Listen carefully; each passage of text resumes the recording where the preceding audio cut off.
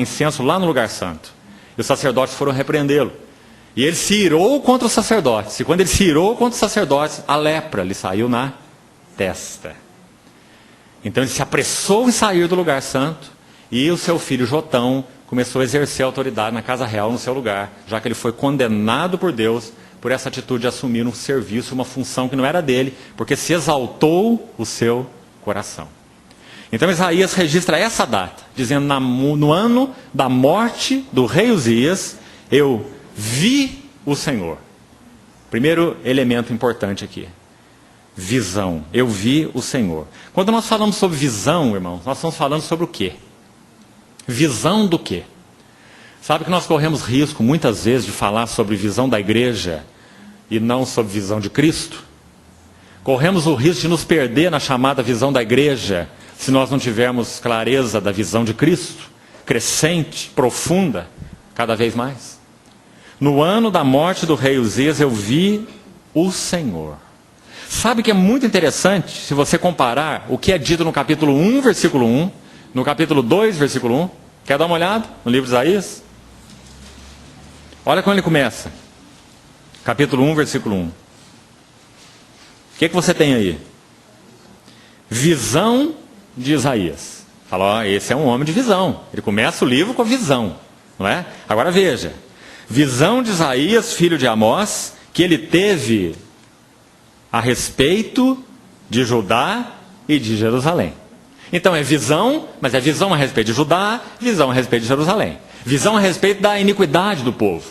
Visão a respeito do desvario do povo. Visão a respeito do quanto eles estavam distantes do que Deus tinha no coração. Mas do povo. Visão a respeito de Judá e de Jerusalém. Olha o capítulo 2, versículo 1. Palavra que em visão, olha como visão é enfatizada nesse livro. Palavra que em visão veio a Isaías, filho de Amós, de novo, a respeito de Judá e de Jerusalém. Certo? É por isso que quando você vai no capítulo 5, dê uma olhada lá também, rapidamente. Capítulo 5, se você olhar no verso 8, no verso 11, capítulo 5, no verso 18, no verso 20, 21, 22, qual a primeira palavra que começa todos esses versículos? Ai. Porque até aí, Isaías tinha um ai para todos do povo. Ai para aqueles que fazem isso, ai daqueles que fazem aquilo, ai daqueles que fazem isso. Por quê? Porque ele recebeu uma visão a respeito de Judá e de Jerusalém. Então ele ia dar os ais para Judá e para Jerusalém. Mas no capítulo 6, nós temos uma tremenda transição. Porque no capítulo 6 o que acontece? Primeiro, Deus usa uma crise. Porque, irmãos, visão tem um custo. Visão não é algo que cai no nosso colo. Visão é algo que é comprada. Há um custo para a visão. Há um custo espiritual da visão. Esse já era um profeta de Deus. Esse já era alguém que tinha um encargo de Deus. Mas agora então, o Senhor usa aquela crise da morte do rei Uzias para introduzir Isaías nessa hora particular diante dele, onde ele daria a Isaías algo mais do que Isaías tinha recebido até aqui. Antes a visão de Isaías era visão a respeito de Judá e Jerusalém. Mas agora ele escreve no capítulo 6. No ano da morte do rei Uzias, eu vi o Senhor. E não é muito impressionante que agora, no versículo 5, ele também tem um ai. Mas agora é um ai para quem? É um ai para ele mesmo. Né? Percebe, irmão, a importância disso? E o que fez Isaías dar esse ai agora para ele mesmo? A visão do Senhor. Né? Então, tão significativo isso, tão claro, tão importante. Eu queria extrair desse texto, vamos ler primeiro os 8 versículos, e extrair 3 ou 4 aspectos, para nos ajudar nessa questão de vaso e visão, essa correspondência. Então, vamos ler primeiro o texto todo. No ano da morte do rei Uzias, eu vi o Senhor assentado sobre um alto e sublime trono, e as abas das suas vestes enchiam o templo. Serafins estavam por cima dele. Cada um tinha 6 asas. Com 2 cobria o rosto, com 2 cobria os pés, e com 2 voava. E clamavam uns aos outros, dizendo: Santo, Santo, Santo é o Senhor dos exércitos. Toda a terra está cheia da sua glória. Então está muito claro qual é essa visão. A visão da glória do Senhor. As bases do limiar se moveram à voz do que clamava, e a casa se encheu de fumaça. Então disse eu: ai de mim, estou perdido, porque sou homem de lábios impuros, habito no meio de um povo de impuros lábios, e os meus olhos viram o Rei, o Senhor dos exércitos. Então um dos serafins voou para mim, trazendo na mão uma brasa viva que tirara do altar, com uma tenaz. Com a brasa tocou a minha boca e disse: eis que ela tocou seus lábios, a tua iniquidade foi tirada, e perdoado o teu pecado. Depois disso, ouvi a voz do Senhor que dizia: a quem enviarei? E quem há de ir por nós? Disse eu: eis-me aqui, envia-me a mim. Muito claro o texto, né? A relação entre a visão e o vaso. O texto começa com a visão e termina com o vaso. No ano da morte do rei Uzias, eu vi o Senhor. Versículo 1. E versículo 8, eis-me aqui, envia-me a mim. A visão e o vaso. Mas o que nós temos entre a visão e o vaso? Nós temos alguns elementos muito importantes, que não podem ser perdidos de vista. Vamos então pontuar alguns deles. Primeiro, quando nós falamos sobre visão, nós falamos sobre visão do quê? Que tipo de visão? Visão da glória de Cristo, da glória do Senhor. Irmão, a última pessoa que nós chegamos a conhecer intimamente é o Senhor Jesus. O Espírito Santo foi enviado do céu para que nós conheçamos o Senhor Jesus na sua glória, o que Ele é.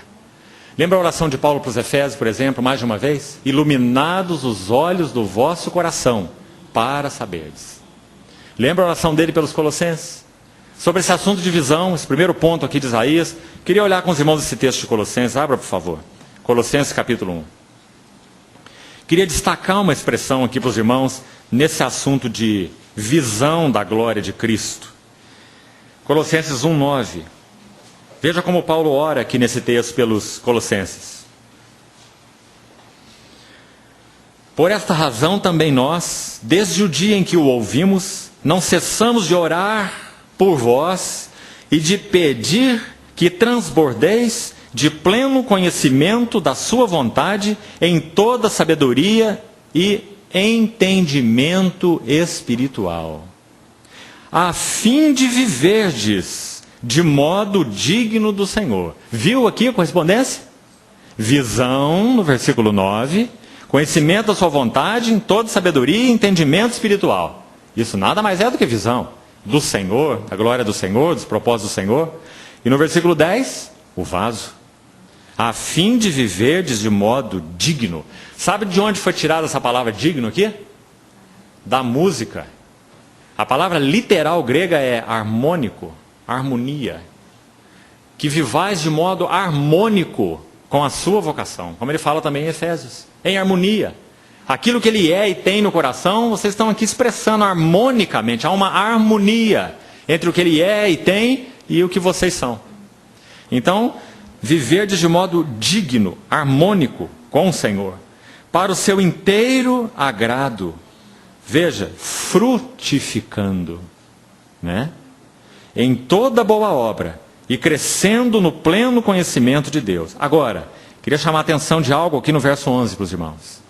Sendo fortalecidos com todo o poder, presta atenção, como que nós aqui na nossa vida cristã podemos ser fortalecidos, habilitados com todo o poder para viver a vida cristã, para viver segundo o verso 10, de modo digno do Senhor, para o seu inteiro agrado. Como? O verso 11 vai explicar como. É fortalecidos com todo o poder segundo. Está vendo esse segundo aí? A maneira de ser fortalecido com todo o poder é só uma, é segundo, é através, é por meio de, o que? A força da sua glória. Queria ajudar um pouco os irmãos com essa expressão. Sabe um texto que para mim é muito claro, que nos ajuda a entender o que Paulo está querendo dizer para esses irmãos colossenses quando ora por eles? Que eles iam ser fortalecidos com todo o poder através da força da sua glória. Olha que expressão curiosa, força da sua glória.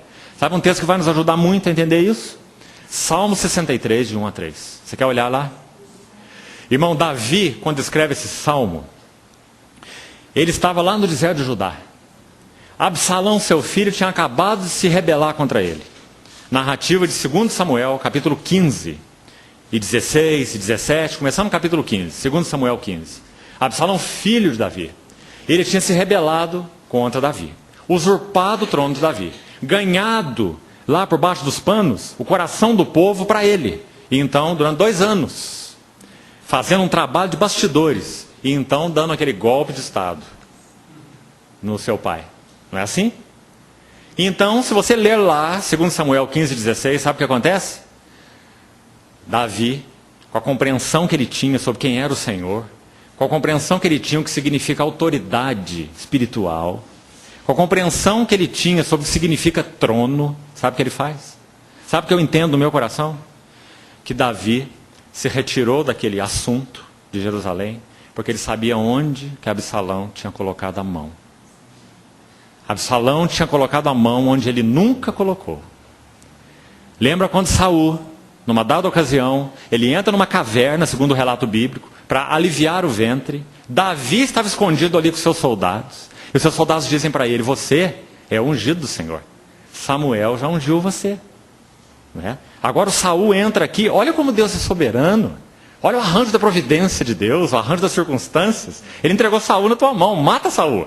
E vai logo para o trono, porque você já é ungido. Lembra o que aconteceu, não lembra? Davi não tocou no ungido do Senhor. É como se ele dissesse assim: trono não é assunto meu, trono é assunto de Deus. Se ele me quer no trono, o trono é dele, o trono é para ele, o trono é segundo ele. Então, da maneira adequada, no tempo dele, se ele quer me usar assim, então ele vai me colocar lá, pelos meios dele, e não pela minha própria mão. Agora o que ele vê? Ele vê Absalão colocando a mão no trono. Então ele se retira de Jerusalém. Sabe o que ele faz? Ele não faz outra coisa senão lamentar. Ele vai se retirando de Jerusalém.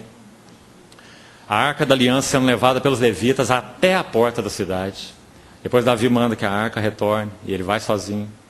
E a narrativa de 2 Samuel 16 diz que um descendente de Saul se colocou do lado de Davi e começou a amaldiçoá-lo, dizendo assim: traidor, homem de sangue, homem de Belial, você usurpou, como se ele tivesse feito isso. Ele não fez.